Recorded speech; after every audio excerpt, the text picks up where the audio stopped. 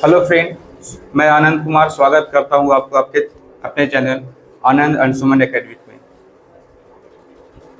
पिछले लेक्चर में हम लोग अलजेब्रिक एक्सप्रेशन का लेक्चर चल रहा है। इसमें हम लोग पढ़े थे वेरिएबल, कांस्टेंट, टर्म्स, और टर्म्स के आधार पे हम लोग पढ़े थे कि टाइप्स ऑफ अलजेब्रिक एक्सप्रेशन, है ना। वेरिएबल, कांस्टेंट, टर्म्स और ये जो बेसिस ऑफ टर्म्स के आधार पे लोग पढ़े थे, उसमें हम लोग बहुत ही अच्छे तरीका से पढ़ चुके थे कि क्या वेरिएबल होता है, क्या कांस्टेंट होता है, क्या टर्म्स होते हैं। अगर इस पार्ट को आप लोग नहीं देख पाए हैं तो पिछले प्लेलिस्ट में जाकर के इस पार्ट को देखें और इसके बाद नेक्स्ट पार्ट में आपका स्वागत। चलिए आज हम लोग पढ़ेंगे आगे का कुछ टर्म्स, जैसे कोफिशिएंट।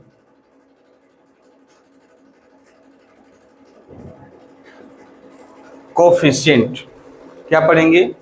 कोफिशिएंट पढ़ेंगे।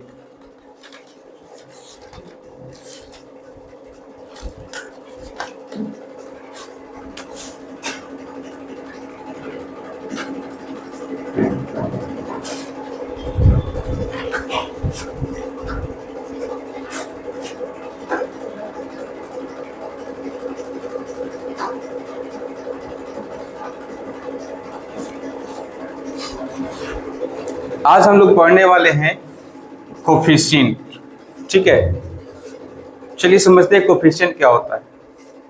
जैसे अगर आपके पास अलजेब्रिक एक्सप्रेशन का कोई टर्म्स लिखा हुआ है 2xyz, ठीक है, तो इस टर्म में आपसे पूछेगा कि कोफिशिएंट क्या है।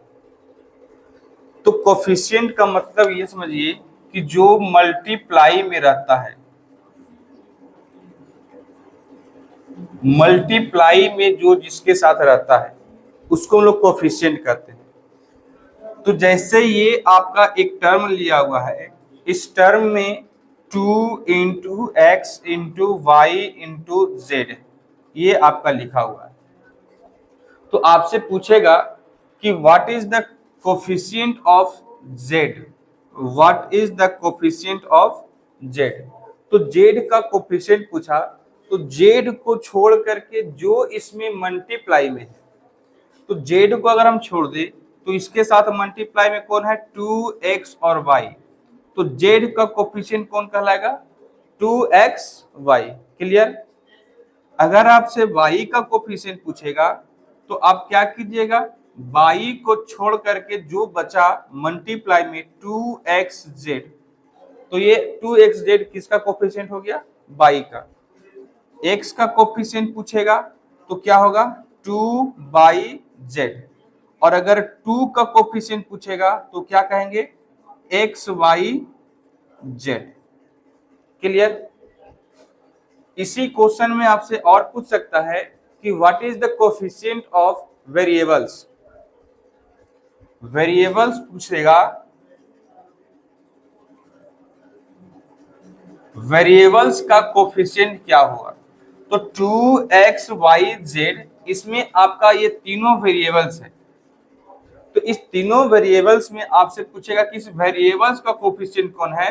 तो न्यूमेरिकल वैल्यू जो कांस्टेंट होता है वो आपका वेरिएबल कहला, उसका क्या कहला जाएगा? कोफिशिएंट कहला जाएगा। तो हम लोग क्या देख पाए कि अगर वेरिएबल्स का कोफिशिएंट पूछता है तो कांस्टेंट कहलाएगा, और कांस्टेंट का कोफिशिएंट पूछेगा तो क्या कहलाएगा? वेरिएबल्स कहलाएगा। तो यहां से हम लोग को ये पता चला कि जो कोफिशिएंट होता है वो मल्टीप्लाई रूप में रहता है, और जिसका कोफिशिएंट पूछेगा उसको हम लोग क्या कर देंगे? छोड़ देंगे। उसको क्या कर देंगे? छोड़ देंगे, मल्टीप्लाई से हटा देंगे।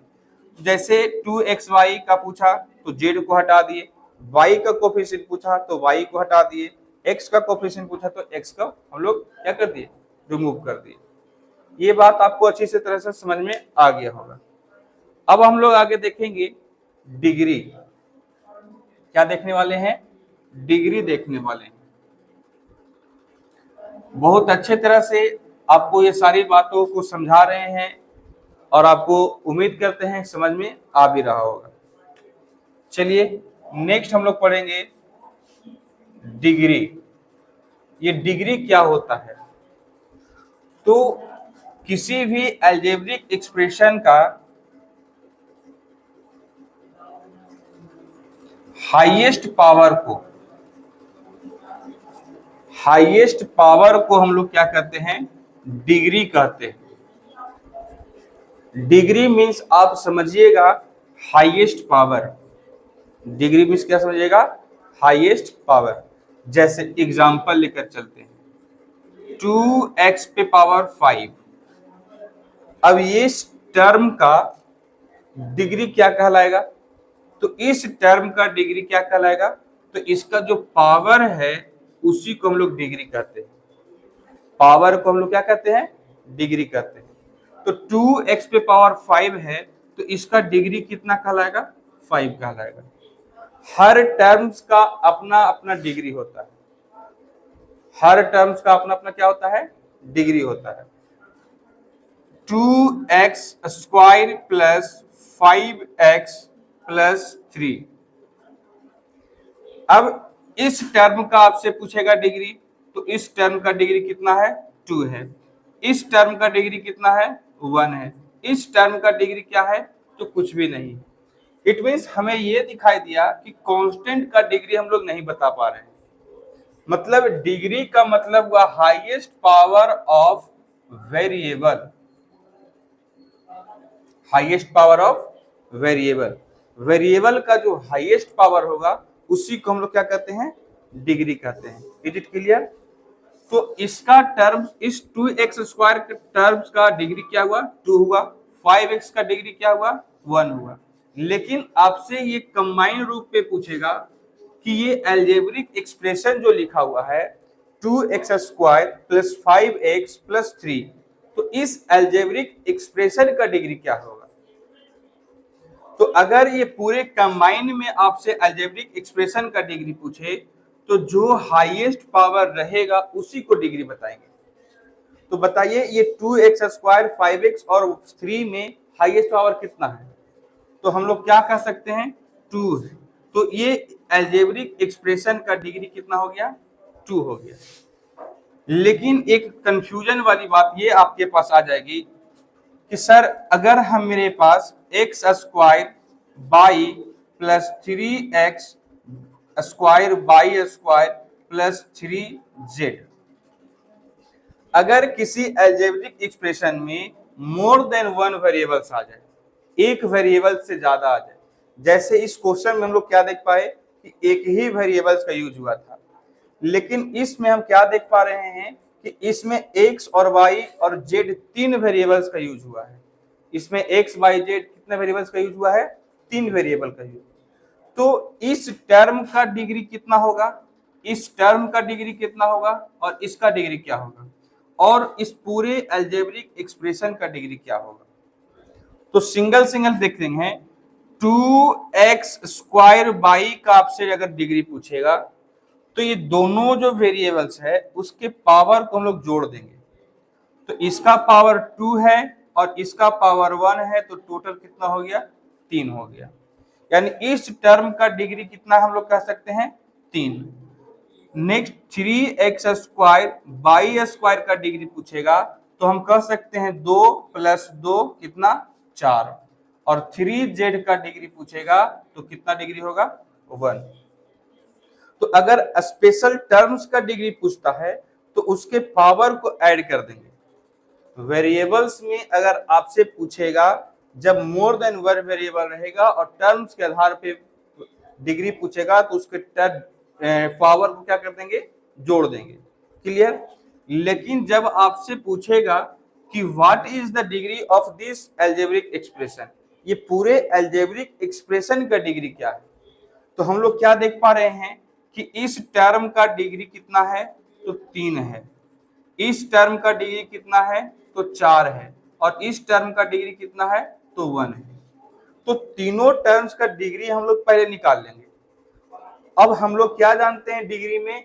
Highest power of variables. तो जितना भी हम लोग देखे उसमें जो हाईएस्ट पावर होगा उसी को डिग्री कहेंगे। तो ये इसका पावर कितना है? इसका पावर 4 है। इसका पावर कितना है? 1। तो हम कह सकते हैं कि इस अलजेब्रिक एक्सप्रेशन का डिग्री कितना होगा, 4 होगा। कितना होगा, 4 होगा।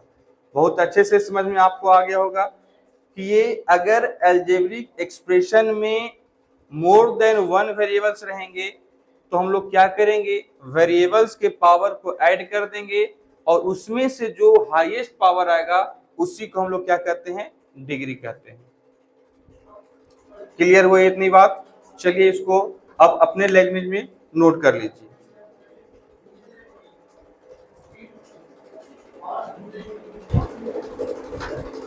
तो हम लोग ने देखा डिग्री क्या होता है, डिग्री कैसे होता है, निकलता है। अगर मोर देन 1 वेरिएबल रहेगा तो डिग्री कैसे निकलेगा। चलिए अब हम लोग एक्सरसाइज पे आते हैं कि कैसे हम लोग अलजेब्रिक एक्सप्रेशन का ऐड बनाएंगे, कैसे हम लोग सब्ट्रैक्ट बनाएंगे, कैसे मल्टीप्लाई करेंगे और डिवाइड करेंगे। कुछ एग्जांपल्स के साथ हम लोग आगे बढ़ेंगे। ऐड का एग्जांपल लेंगे, सब्ट्रैक्ट का एग्जांपल लेंगे और मल्टीप्लाई का एग्जांपल लेंगे। चलिए एक एग्जांपल लेते हैं ऐड का। हम लोग पहले क्या सीखेंगे, ऐड सीखेंगे कि कैसे हम लोग अलजेब्रिक एक्सप्रेशन को ऐड करते हैं। जैसे कि एग्जांपल है 5x minus 2x square minus 8 comma 8x square minus 7x minus 9 and 3 plus 7x square minus 2x। ये आपका एक क्वेश्चन दिया हुआ है। इस क्वेश्चन को कहा ऐड करने के लिए। क्या करने के लिए कहा, ऐड करने के लिए। हम लोग क्या देख पा रहे हैं कि ये एक्स स्क्वायर, एक्स 5x है, एक्स स्क्वायर है और 8, ये एक अलग टर्म हो गए, ये एक अलग टर्म हो गया और ये एक अलग टर्म हो गया। यानी ये तीनों को हमको क्या करना है, ऐड करना है। तो ऐड करने का 2 रूल, ऐड करने का कितने रूल्स, 2 रूल्स। एक रूल्स को हम लोग कहते हैं कॉलम मेथड और एक रूल्स को क्या हम लोग कहते हैं, हॉरिजॉन्टल मेथड। आइए हम दोनों मेथड को एक एक करके सीखेंगे, कैसे हम लोग कॉलम मेथड से करेंगे और कैसे हम लोग हॉरिजॉन्टल मेथड से करेंगे। तो सबसे पहले हम लोग पढ़ेंगे कॉलम मेथड। कॉलम मेथड को पढ़ेंगे। कॉलम मेथड में क्या होता है कि ये जो अलजेब्रिक एक्सप्रेशन दिए हुए रहते हैं उस अलजेब्रिक एक्सप्रेशन को कॉलम वाइज कॉलम सजा लेते हैं और सजाते हैं इस टाइप से जो लाइक वेरिएबल्स होते हैं उसको एक साथ लिखते हैं। जैसे लिख करके देखते हैं तो हम क्या कर रहे हैं, 5x minus 2x square minus 8, एक टर्म को हम लोग लिख लिए। अब सेकेंड टर्म को लिखने से पहले हमें ये ध्यान देना पड़ेगा कि जो वेरिएबल्स लाइक में होगा उसी के सामने हम लोग लिखेंगे। जैसे ये 8x स्क्वायर लिखना चाहते हैं तो 8x स्क्वायर स्क्वायर के सामने वाला में लिखेंगे, इट मींस 8x स्क्वायर लिखा गया। अब नेक्स्ट हम लोग क्या देख रहे हैं, माइनस 7x। तो ये 7x और 5x दोनों सेम वेरिएबल है तो माइनस 7x सिंबल के साथ हम लोग क्या किए, लिख लिए। अब जो कांस्टेंट बचा उसके साथ में लिख लेंगे। नेक्स्ट अगर हम लोग थर्ड अलजेब्रिक एक्सप्रेशन को लिखना चाहे तो पहले आपका कांस्टेंट है तो उस कांस्टेंट को कांस्टेंट के साथ लिख देंगे। 7x स्क्वायर है तो प्लस 7x स्क्वायर लिख दिए और फिर माइनस 2x। अब हमें इसको क्या करना है, ऐड करना है। तो ऐड करना है तो अब हम क्या करेंगे कि जिस तरह से हम लोग नंबर्स को ऐड करते हैं उसी तरह से इसको भी हम लोग ऐड करेंगे। तो क्या सर इसमें जो वेरिएबल्स लगा हुआ उसका क्या होगा, तो जो वेरिएबल्स लगे हुए हैं वो वेरिएबल्स एज इट इज लिखा जाएगा। चलिए सोल्व करके बताते हैं कैसे होगा। तो इसमें हम लोग क्या करेंगे, पहले कांस्टेंट को सॉल्यूशन करेंगे। तो 9 और 8 कितना हो जाएगा, 17। कितना हो जाएगा, 17 और 17 और प्लस में 3 है तो सब्ट्रैक्ट होकर के कितना बचेगा, माइनस 14 बचेगा। क्या बचेगा, माइनस 14। क्या हम लोग किए कि ये 8 और 9 दोनों का सिंबल सेम था, साइन सेम था तो दोनों को ऐड कर लिए। तो 9 प्लस 8 17 हो गया और 3 जो है आपका प्लस में है ये सब्ट्रैक्ट हो गया तो कितना हो गया, माइनस 14। नेक्स्ट हम लोग क्या करेंगे कि जो वेरिएबल्स लिखे हुए हैं उस वेरिएबल्स को एज इट इज उतार देंगे। इसके बाद कैसे ऐड करेंगे, तो सिर्फ नंबर्स को हम लोग ऐड करेंगे। तो 8 प्लस 7 कितना हो गया, 15। 15 माइनस 2 कितना हो जाएगा, तो कितना बचेगा आपके पास, 15 माइनस 2 13 प्लस में, क्योंकि प्लस वाला ज्यादा है।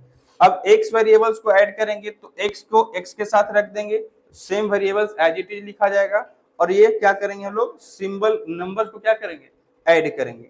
तो 7 प्लस 2 9 हो गया, दोनों माइनस वाला था 9, और दोनों को ऐड करके सब्ट्रैक्ट कर देंगे तो क्या बचेगा, -4। तो ये आपका क्या निकल के आ गया, आंसर। ये आपका कॉलम मेथड से है। कॉलम मेथड से हमें यही ध्यान रखना है कि कैसे हम लोग इसको ऐड करेंगे। तो ऐड करने का तरीका हम लोग देखें कि सेम वेरिएबल्स को सेम वेरिएबल्स के साथ क्या करते हैं, लिख देते हैं, और उसके बाद सिर्फ न्यूमेरिकल वैल्यू को ऐड और सब्ट्रैक्ट करते हुए आगे बढ़ते हैं। क्लियर? चलिए आगे हम लोग देखेंगे इसी को हॉरिजॉन्टल मेथड से।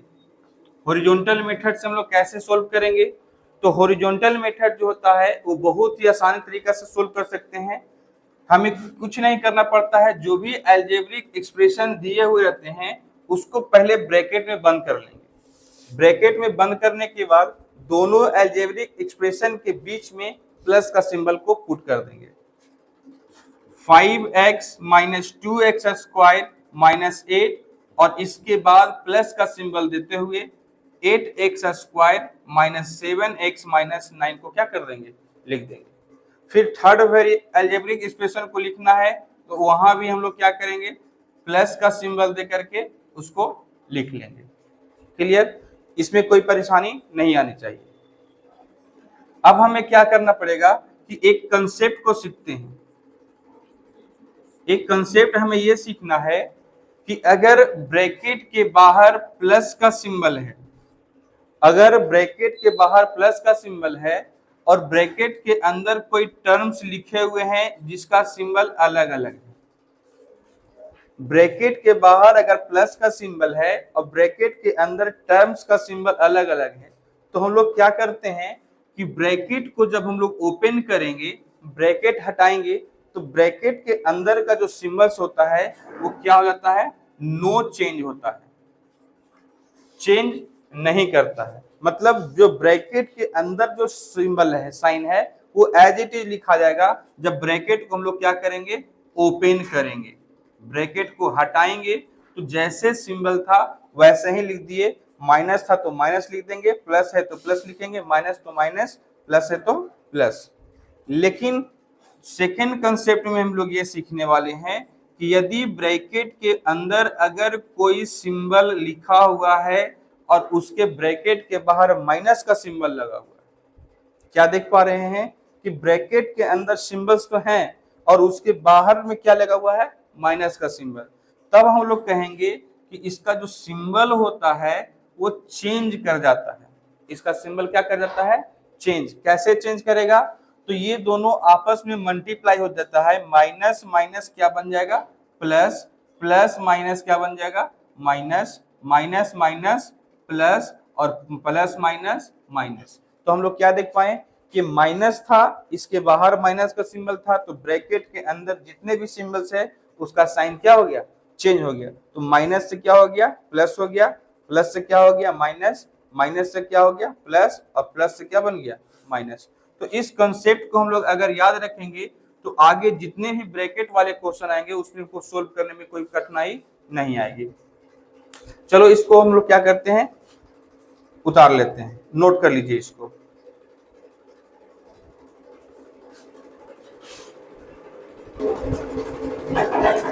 तो हम लोग ने एक कॉन्सेप्ट सीखा कि इस अगर ब्रैकेट के बाहर कोई प्लस का सिंबल होता है तो ब्रैकेट के अंदर का जो सिंबल होते हैं, साइन होते हैं, उसमें कोई चेंज नहीं होता है। जैसे ब्रैकेट के बाहर प्लस का सिंबल लगा हुआ है तो जो माइनस था वो माइनस रह जाएगा, प्लस था वो प्लस रहेगा, माइनस जो है माइनस रहेगा, प्लस है जो प्लस रहेगा। लेकिन एक इंटरेस्टिंग और सबसे इंपॉर्टेंट महत्वपूर्ण बात ये देखना है कि अगर ब्रैकेट के अंदर माइनस का सिंबल लगा हुआ है तो क्या होगा, ब्रैकेट के अंदर वाले सारे सिंबल्स का क्या हो जाता है, साइन चेंज होता है। मतलब ये जो माइनस है वो एक चोर की तरह काम करता है। ये चोर क्या करता है कि ब्रैकेट के अंदर जो भी साइन होते हैं उसको चुरा लेता है। क्या कर लेता है, चुरा लेता है। बहुत ही मजेदार कॉन्सेप्ट है। अगर ये ब्रैकेट के अंदर का साइन चोरी कर लेगा तो माइनस जो है एक चोर है जो माइनस को क्या कर देगा, प्लस में कन्वर्ट कर देगा, प्लस को माइनस कर देगा, माइनस को प्लस कर देगा, प्लस को माइनस कर देगा। मतलब किसी घर के अंदर चोर गया और उस चोर जो क्या है उस सामान को छितिर बितर कर दिया, उस सामान को उधर कर दिया, उसको उधर कर दिया। मतलब माइनस को प्लस में कन्वर्ट कर देगा, प्लस को माइनस में, माइनस को प्लस में, या प्लस को माइनस में कर देगा। तो ये कंसेप्ट आपको बहुत ही मजेदार लगा होगा, ठीक है। चलिए आगे हम लोग देखते हैं कैसे इसको हम लोग ऐड करेंगे। तो कॉन्सेप्ट क्लियर होने के बाद हम लोग क्या देख पाएंगे कि इसको ब्रैकेट को ओपन करेंगे। आइए अप्लाई करते हैं। ब्रैकेट ओपन करने से पहले हम लोग क्या देख पा रहे हैं कि इसके आगे क्या सिंबल लगा हुआ है, प्लस का। तो प्लस का सिंबल लगने से क्या होगा कि इस ब्रैकेट के अंदर जो भी लिखा हुआ उसका सिंबल चेंज नहीं होगा। मतलब 5x minus 2x square minus 8 जैसे था वैसे लिखा गया। फिर यहाँ देख पा रहे हैं कि ब्रैकेट के बाहर प्लस का सिंबल लगा हुआ है। इट मींस इसका साइन चेंज नहीं होगा, जैसे लिखा हुआ था वैसे ही ये क्या लिखा जाएगा। नेक्स्ट इसके आगे भी प्लस का सिंबल है, तो जैसे ये लिखा हुआ है वो उसका सिंबल चेंज ना करते हुए सेम एट इज इट लिखा जाएगा। अब हमें ध्यान रखना है कि जिसको हम लोग ऐड करेंगे वो सेम वेरिएबल्स को सेम वेरिएबल्स के साथ करेंगे। तो 5x माइनस 7x और माइनस 2x तीनों का वेरिएबल सेम है, तो तीनों को सोल्व करेंगे तो 5x माइनस 7x और माइनस 2x में x वेरिएबल को सेम एट इज इट लिख देंगे और उसका जो न्यूमेरिकल कोफिशिएंट है उसको क्या करेंगे, सॉल्यूशन करेंगे। तो 5 माइनस 7 और माइनस 2 तीनों को जब सॉल्यूशन करेंगे तो कितना आएगा, -4 आ जाएगा। नेक्स्ट हम लोग एक्स स्क्वायर वाले को सोल्व करेंगे। तो जहां जहां पे एक्स स्क्वायर है उसको पॉइंट आउट कर लिए, -2x square plus 8x square plus 7x square. तो एक्स स्क्वायर को सोल्व करेंगे तो 8 प्लस 7 15, 15 माइनस 2 कितना हो जाएगा, 13x स्क्वायर। इसके बाद सिर्फ कांस्टेंट वाले को पॉइंट आउट करके हम लोग ऐड सॉल्यूशन करेंगे, -8 -9 और 3।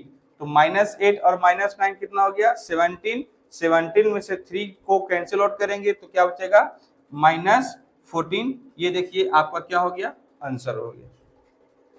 तो हम लोग ने क्या देखा, ऐड को अलजेब्रिक एक्सप्रेशन में ऐड हम लोग देखे दोनों मेथड से, कॉलम मेथड और हॉरिजॉन्टल मेथड से। चलिए तो इसी तरह से अलजेब्रिक एक्सप्रेशन का नेक्स्ट पार्ट जो है हम लोग आगे देखेंगे। आज के पार्ट में सिर्फ हम लोग यहीं तक देख पाए ऐड में। अगले पार्ट में मल्टीप्लाई, सब्ट्रैक्ट और डिवाइड को हम लोग सीखेंगे, कैसे हम लोग अलजेब्रिक एक्सप्रेशन को सोल्व करते हैं, मल्टीप्लाई, डिवाइड और सब्ट्रैक्शन को। Thank you.